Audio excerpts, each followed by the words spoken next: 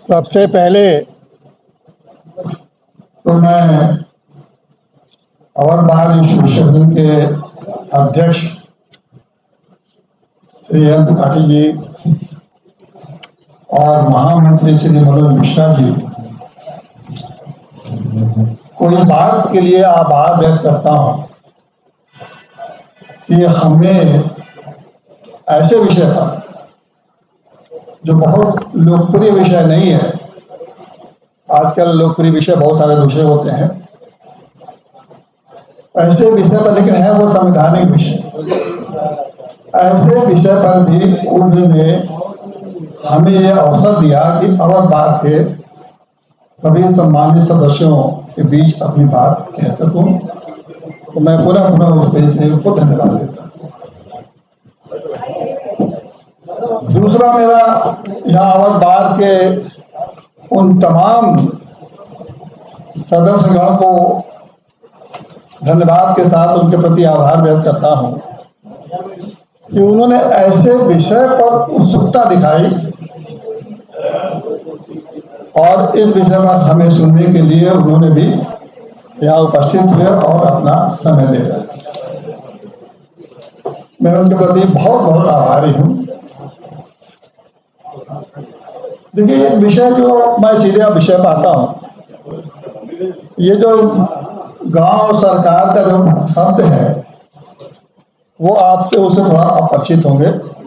बाकी आप सभी विद्वान अधिवक्तागण हैं, आपको मालूम है कि संविधान में ग्राम पंचायत की बात कही गई है।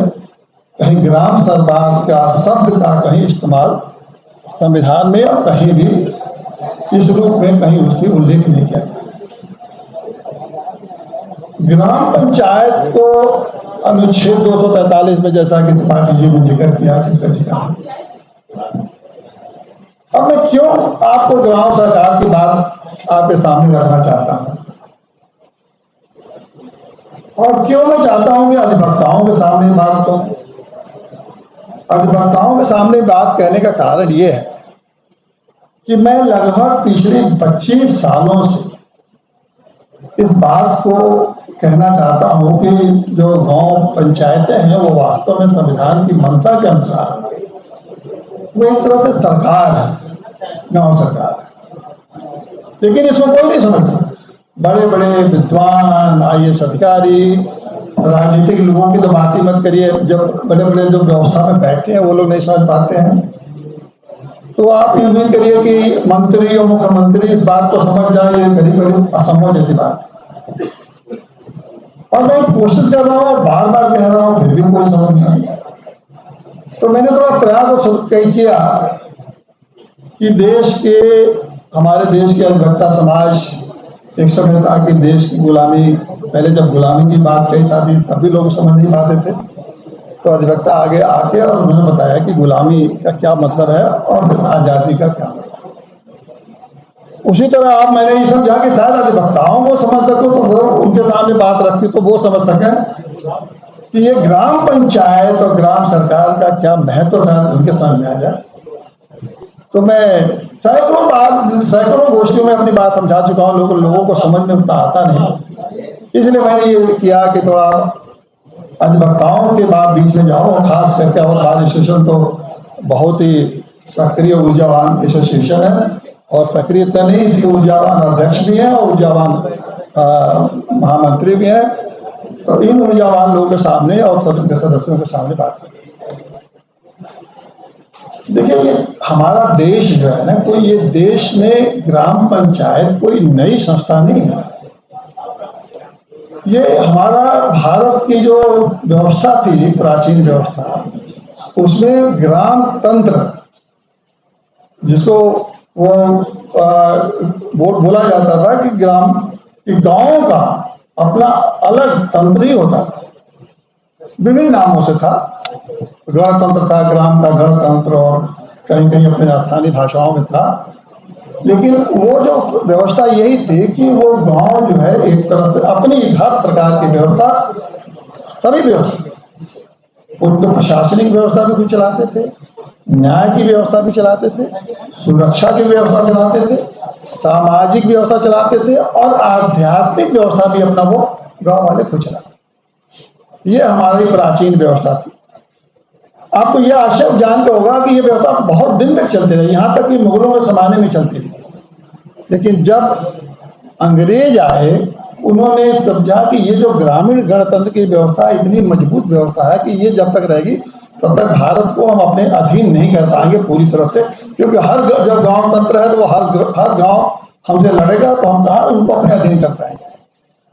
तब उन्होंने इस व्यवस्था को एकदम खंडित कर दिया और उसके जगह पर उन्होंने व्यवस्था बनाई कि हर गांव में जमींदारों की नियुक्ति कर दी। अब जो जमींदार नियुक्त हो गए तो उस जमाने के जमींदार भी है, कुछ अनपढ़ थे, कुछ गंवार थे, कुछ थे। इसी तरह उन्होंने गांव में व्यवस्था चलाई और उसका गांव का पूरा शोषण शुरू कर दिया। ये जो ग्रामीण जनतंत्र था वो पूरा का पूरा नष्ट हो। पूरी आजादी की लड़ाई के दौरान गांधी जी का जो सबसे बड़ा तंत्र था, सबसे बड़ी शक्ति जो उनकी बनी, उनका यही शक्ति ये बनी कि गांव के लोगों को, जो गांधी जी को आप देखेंगे बड़े आकर्षित गांव के लोग हुए, क्योंकि बहुत सारे बैरिस्टर थे, पटेल भी बैरिस्टर थे, नेहरू भी बैरिस्टर थे, सुभाष चंद्र बोस भी बहुत पढ़े लिखे थे और भी सभी नेता बहुत पढ़े लिखे थे। लेकिन उनके तरफ जनता का आकर्षण नहीं हुआ कि हम गांव में स्वराज की भावना स्थापित करेंगे और गांव को पुनः वो चीजें गांव को हम वापस करेंगे जो कि ग्रामीण लोग अपनी व्यवस्था को चलाएं, आर्थिक, सामाजिक, राजनीतिक, आध्यात्मिक सारी व्यवस्था गाँव वाले, सुरक्षा वाला, पुलिस वगैरह सब अपना न्याय व्यवस्था सब वही चला। उसीलिए गांधी जी कहते थे कि हम तो ग्राम पंचायत जो होगा, ग्राम पंचायत की नाम नहीं करते थे, वो गांव स्वराज की बात करते। अब वो गांव स्वराज उनका, गांधी जी ने जो भारत का पहला संविधान बनाया, और गांधी जी ने अपना भी संविधान बनाया था, उस ड्राफ्ट में लिखा था कि गांव से ही लोकसभा और विधानसभा का चुनाव होगा, गांव से ही प्रधानमंत्री और गांव के लोग ही उनको ही प्रतिनिधि मुख्यमंत्री और प्रधानमंत्री। लेकिन वो संविधान में भारत के जैसे आजाद होने पर गांधी उसमें जब संविधान का निर्माण हुआ तो उसमें नहीं थे।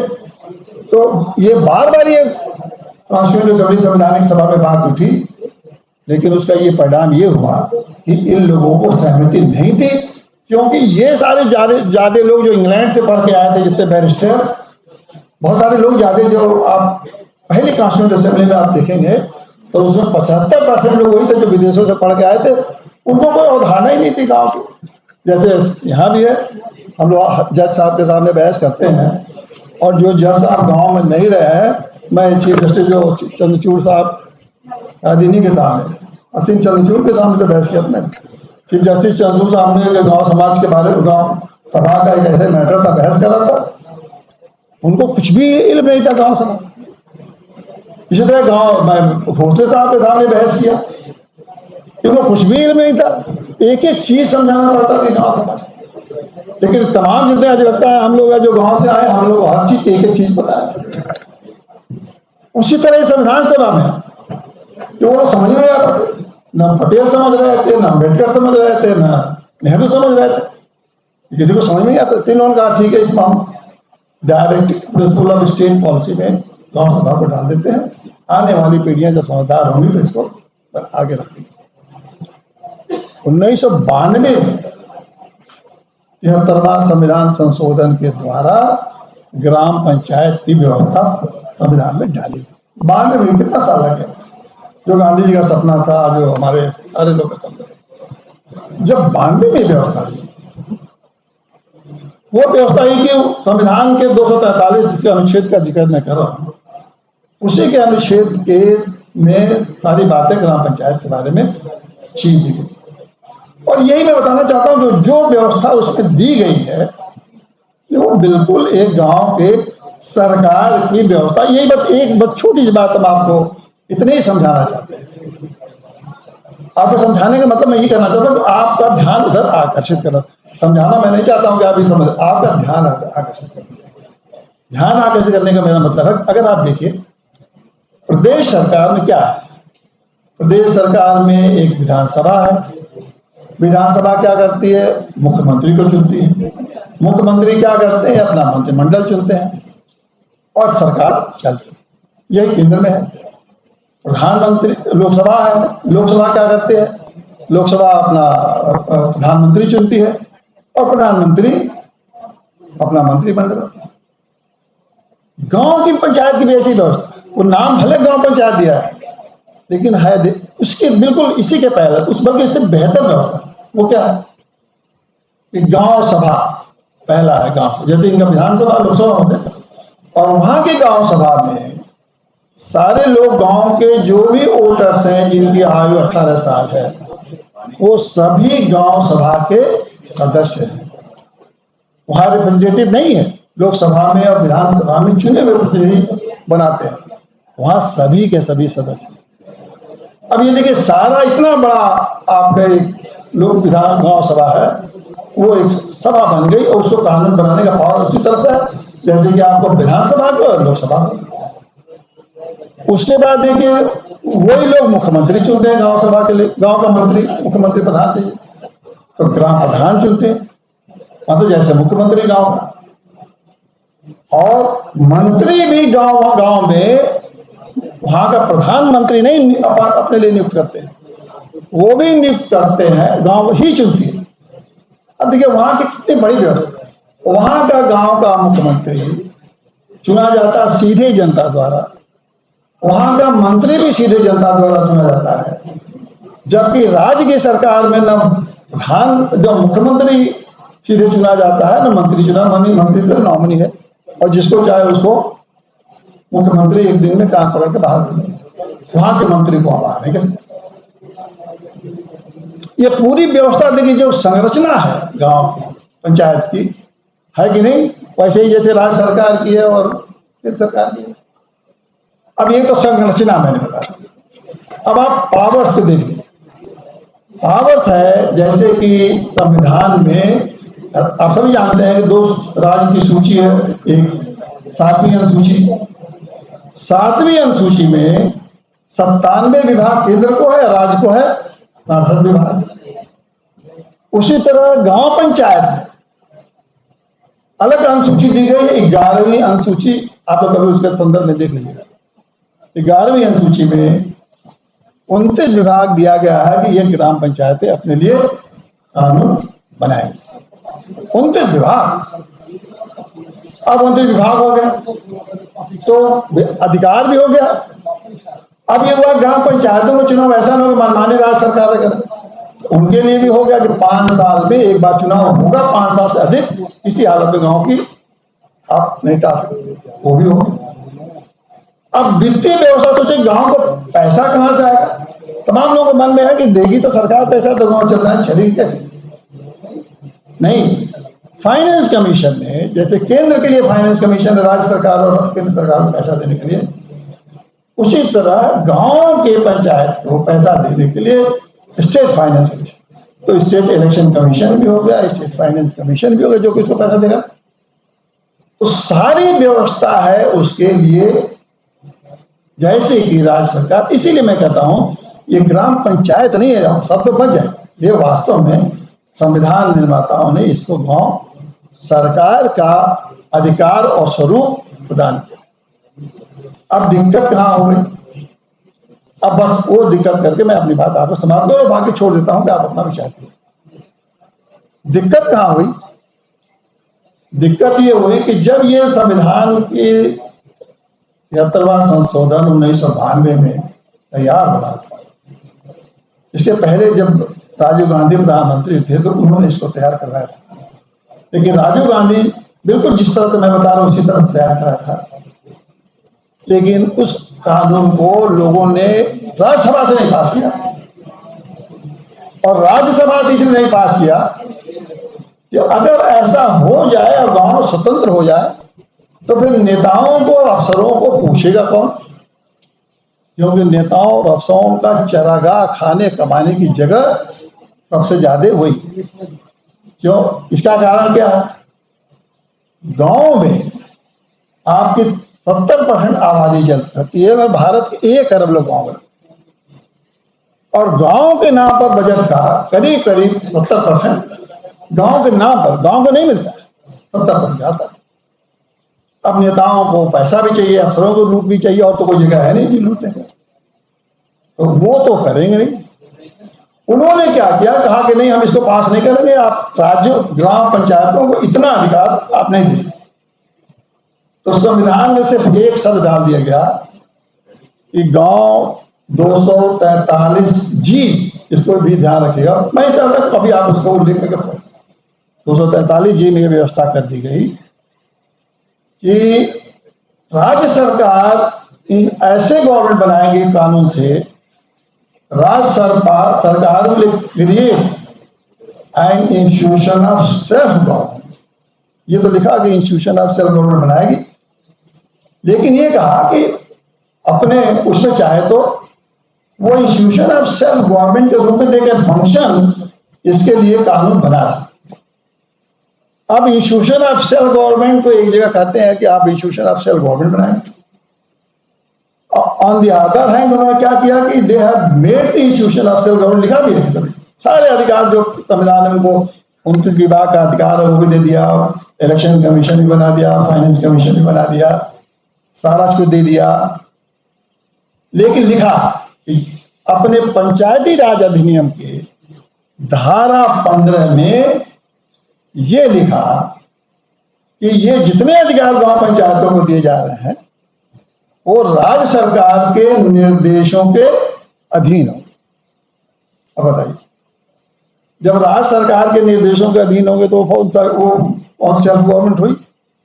और तब से उस कानून के होते हुए भी उस पंचायती राज अधिनियम को कारण वो गांव पंचायतें राज्य सरकार के विभाग के रूप में काम करती और गुलामी के स्तर पर पहुंचे।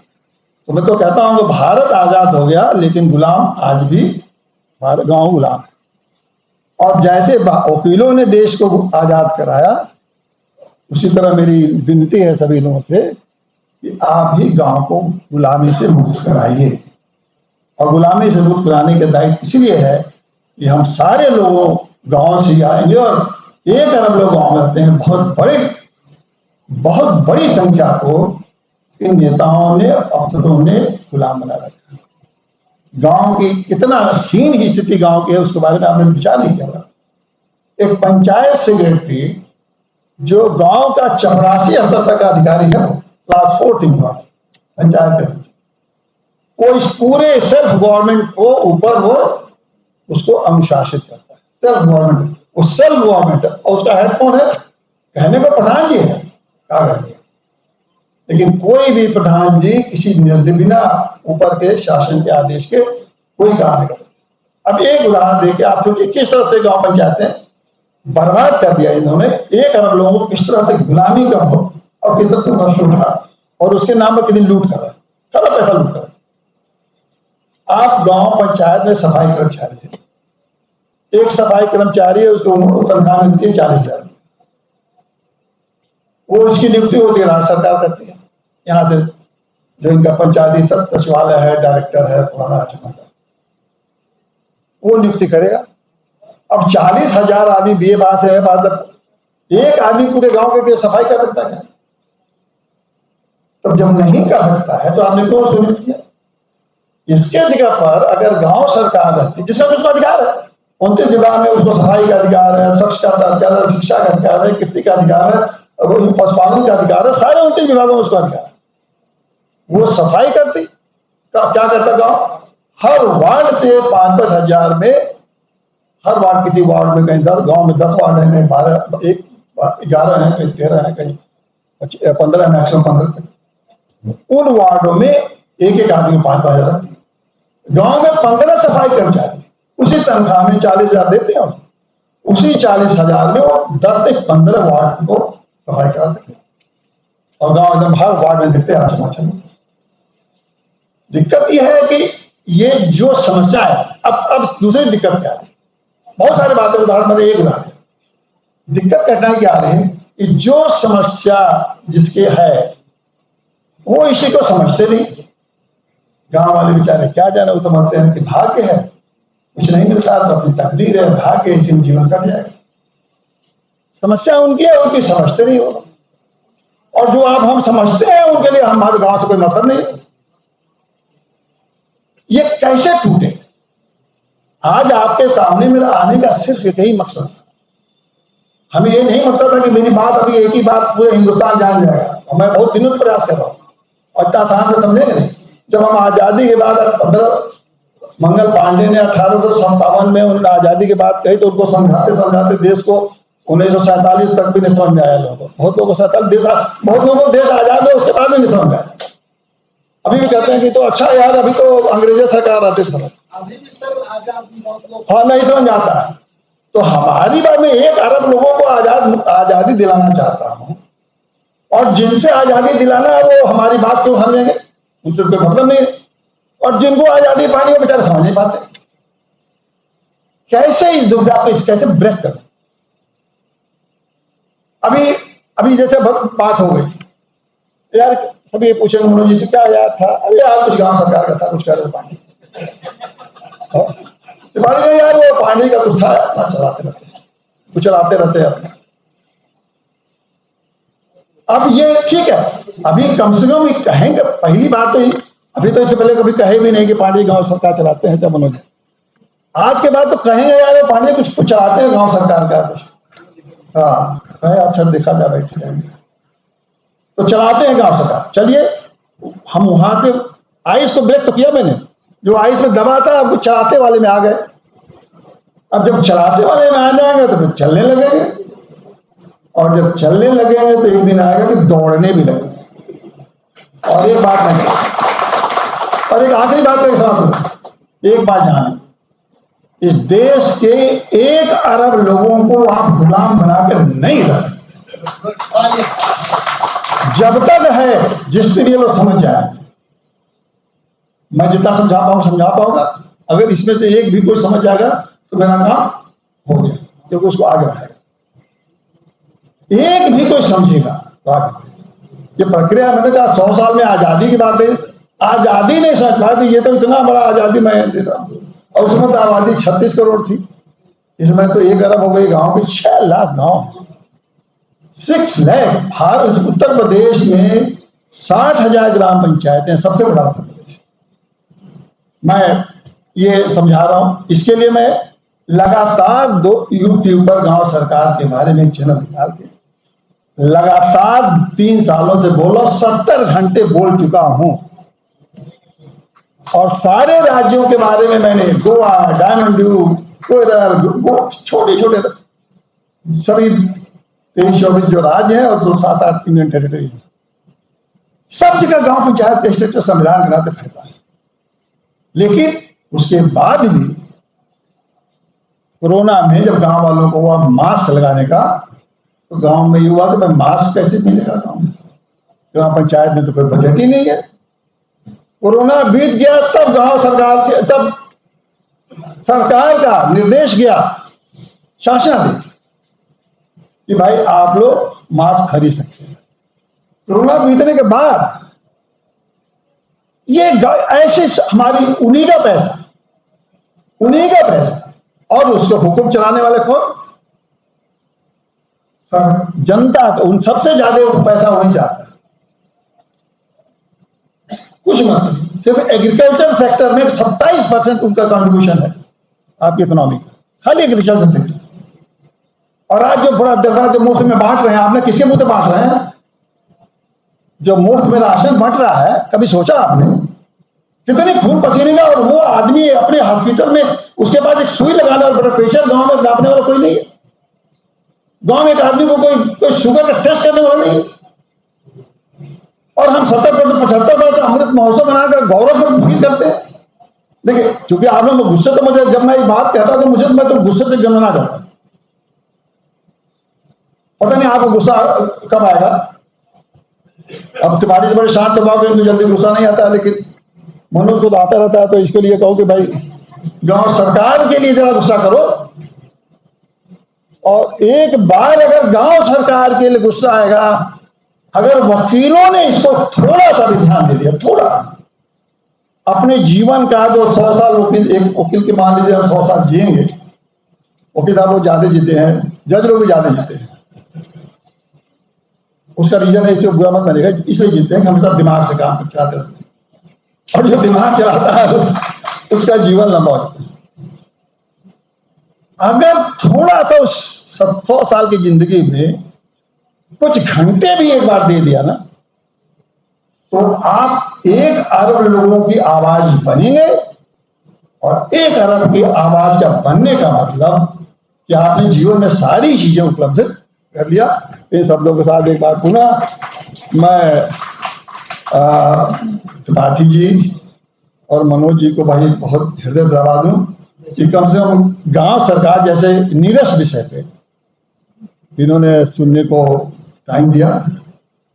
अगर थोड़ी भी सरसता आई होगी तो इसको आगे बढ़ेगी। दूसरी बात है, मैंने बहुत सारी किताबें भी लिखता रहा इनका, और बहुत सारी पर्चे लिख के मैंने लिख दिया। इस संघर्षों की बहुत लंबी कहानी है, बहुत सारे मित्र हमारे जानते हैं कि बहुत बार संघर्ष हुए। इस न्यायालय में कंटेम्प्ट भी मेरे खिलाफ हुए। मैंने लिखा है इसलिए कह रहा हूँ खाली कि उसमें मैंने दिया कि हम त्याग पत्र दिया, तो मुझे त्याग पत्र स्वीकार करके मुझे बर्खास्त कर दिया। और जानते हैं मुझे बर्खास्त करके 5 दंड मिले। मैंने वॉलंटियर कह रहा हूँ इसलिए कि बस खत्म कर रहा हूँ। 5 दंड मिले हमको। पहला, मैंने केवल एम अहमदी चीफ जस्टिस थे, उनके अमर्यादित आचरण के खिलाफ जो गवर्नर का सलाह था बयान देते, सिर्फ बयान, कुछ और कुछ किया नहीं। तो मुझे कहा गया कि आपने बयान क्यों दिया? तो फिर उस बयान देने पर, और मैंने बयान देने के बाद वॉलंटियर रिटायरमेंट की एप्लीकेशन दी। हमने कहा ठीक है बयान दिया, हम जा रहे हैं, जो होगा भुगते। उस वॉलंटियर रिटायरमेंट के उस एप्लीकेशन को रिजेक्ट कर मुझे सर्विस से डिसमिस किया, नंबर 1।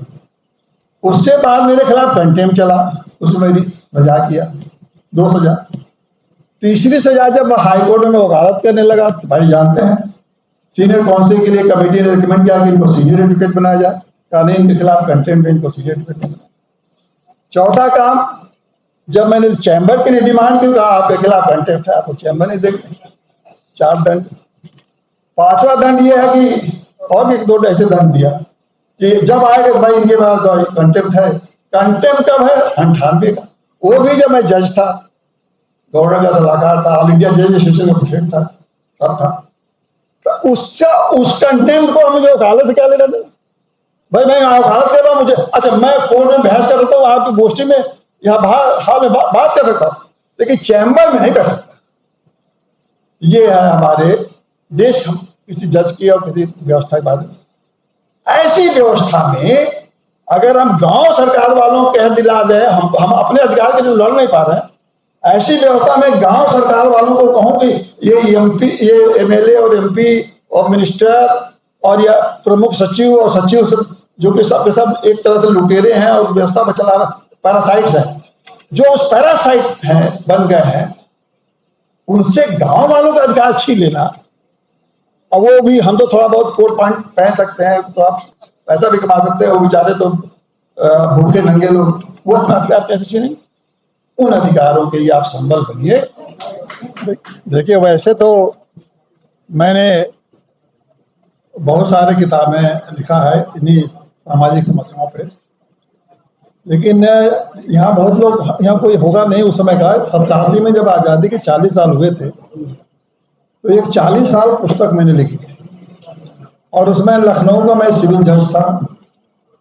जज होते हुए मैंने इस पुस्तक में लिखी थी कि चारों संस्थाएं, न्यायपालिका, कार्यपालिका, विधायिका और पत्रकारिता सभी भ्रष्ट हो चुके हैं, और प्रधान से लेकर प्रधानमंत्री और ग्राम सभा से लेकर संसद तक भ्रष्ट है। आपको विश्वास नहीं होगा, उस मुकदमे में इतना आंदोलन मेरे खिलाफ हुआ, कंटेम्प्ट चला, और मैं समझ लीजिए कि मेरे खिलाफ 30-40 मुकदमे जगह जगह से लिखे गए। तो जज रहते हुए मैं उसको झेला। सबसे बड़ी बात यह है कि जब वो किताब हाईकोर्ट में भी हड़ताल हुआ था उस किताब को लेके, क्योंकि उसमें कुछ ऐसी बातें न्यायपालिका के बारे में लिखी थी। लेकिन जो सबसे बड़ी बात यह है, कहना चाहता हूं मैं, कि जब मेरे खिलाफ मुकदमा चला, पूरे हाई कोर्ट और लोअर कोर्ट और डिस्ट्रिक्ट कोर्ट, तमाम प्रदेश भर के वकील और देश भर के वकील विरोध में थे। जब मैं मुकदमा मेरे खिलाफ कंटेम्प्ट प्रोसीडिंग चली वहाँ, ये बता रहा है 87 की बात, तो दूसरी वाली बाद में चली, जिसमें मेरी सजा हुई उसमें भी। तो उसमें क्या हुआ कि उसमें वकीलों ने बड़ा, और मानगंडे काटजू मेरे वकील थे, वो आते थे इलाहाबाद हाईकोर्ट से मुझे डिफेंड करने के लिए। तो मेरे उसमें चार्ज लग गया, उसमें बड़ा विवाद हुआ। तो जब हमारे खिलाफ मुकदमा चला तो वहां के 400 वकील मेरे पक्ष में वकालतनामा दाखिल, जो लोग आंदोलन कर रहे थे। तो यूसी श्रीवास्तव साहब थे, वो बड़े मेरे को स्नेह भी करते थे, जज थे। तो उन्होंने कहा पांडे ये बताओ कि तुम्हारे खिलाफ पद भी कर रहे लोग और तुमको डिफेंड करने के लिए 400 वकील वकालतनामा दिए, कितने लोगों में वकालतनामा और भी आता ही जा रहा है वकालतनामा। तो वकीलों का मेरे प्रति जो स्नेह, चाहे जज के रूप में जो उनके साथ जज था, सिविल जज था, उनसे आप कल्पना करें सिविल जज के लिए हाईकोर्ट में इतने वकील हमारे साथ खड़े हो जाए, तो वो ऋण में जिंदगी भर वकीलों के प्रति जो है मेरा, मैं कभी भूला नहीं और हमसे निभाता रहूंगा, ये आपको वादा करता हूँ। अब मैं कुछ किताबें लेगा तो वो मैं आपको भेंट करूंगा।